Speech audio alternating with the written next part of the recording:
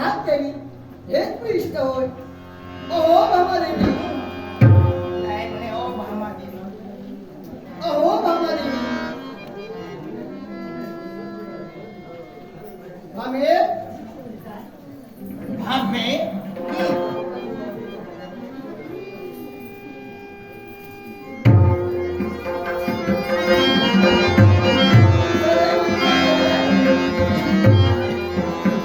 अरे भामे, हा जमलं.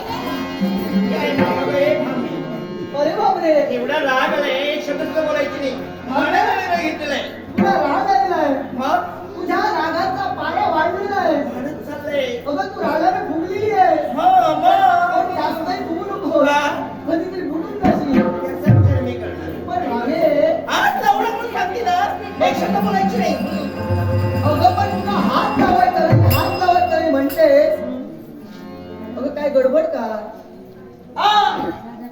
तसं नव्हे, म्हणतच नाही मी त्यांना बोलतो. वैद्याकडे गेलं पाहिजे. हा. तुझी लक्षणं काही बरी दिसत नाही. म्हणून सांगते याला कारण सर्व हल्ली दुनिया. हल्ली तुझ्या लक्षणात बदल झालेला आहे. असू दे असू दे. ए माझ्या लाडक्या जीवा, हे बकुळीच्या फुला काय सांगू तुला? आ! मला माहिती आहे, मला कळलं नाही. म्हणून त्याने तू बायकोचा राग दूर जावा म्हणून लाडक्या जीवा गुलाबाच्या फुला त्याच्याकडे टाकते. मला माहिती काही गरज नाही. अगं पण ती फुलं फुलं आहे. फुलं म्हणालीयेस. मग टाकते का फुलं? याला कारण सर्वस्व तुम्ही आहात.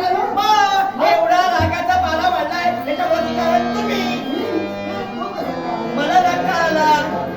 आता तुला का येतो हे मला कसं कळलं? याला कारण तुम्ही. मी? आगमन वेळेवर झालं नाही म्हणून. हा, म्हणून राग भरलीयेस. अगं, तुझ्या महालात यायचं म्हणजे वेळ आला. हात लावू नका दुरून बोलाय. हात लावून नका म्हणून सांगतेस. मला वाटतं नक्कीच काहीतरी गडबड आहे. पुन्हा ते बोलू नका. काय त्यातला प्रकार काहीच असा नाही संशय येतोय. म्हणून सांगते बोला. आणि याला कारण तुम्ही. तू माझ्याशी बोलणार नाही. मी निर्णय घेतलाय बोलायची नाही नाही नाही. खरंच बोलणार नाही. मग बोलायचं नाही तर शपथ बोलणार नाही. नाही. अगं हा मोठेपणा कुणाला सांगते? या कृष्णाला. अगं त्या नवऱ्याची एक बायको असते. काय काय तो नवरा आपल्या बायकोला समजत असतो. आणि माझ्या 16,000 अष्टांच्या बायका असं असताना सुद्धा हेच ते मी समजावून म्हणत होते तेच ते. कारण काय माहितीये का? अगं तू पट्टराणी आहेस. आहेच. आणि त्यातल्या त्यात तू पेटा आणलेला आहेस आंब्याच्या. काय? सोन्याच्या. हे किरवा म्हणणार. ते आंबे सोन्याचे होते ना, म्हणून म्हटलं आंब्याचे. नाही नाही ही बुद्धिमत्ता चांगलीच आहे. आमची बुद्धी कुठे किती राहते तुला नाही कळणार. मग मला सांगा हो तुला मी कुणाची सहवासाला माणूस घडला जातो. आणि आमच्या सहवासात तू आहे. हळूहळू कळेल तुला. हो श्रीमंताची लेख मी. असू द्या. वैभवात वाढलेली सर्वात एवढ्या पत्न्या आहे. हो. त्यातील देखणी कोण? मी एवढ्या साऱ्या पत्त्या आहेत. त्याची हेकडी तूच. काय? म्हणजे देखणी तूच. अगं काय तुझं सौंदर्य? मग आहे सौंदर्य आणि त्या सौंदर्याचं वर्णन करावं तेवढं थोडंच शब्दाप्रवृत्ती होतं. मग अगं तुझ्या पुढे शब्द का?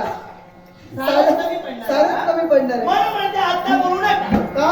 काही गरज नाही तुमची पण. तुला बोलायचं नाही. मुळीच नाही नाही गरज. गं. तुला जर बोलायचं नसेल तर मलाही काही गरज नाही. काय तुला औषध आहे?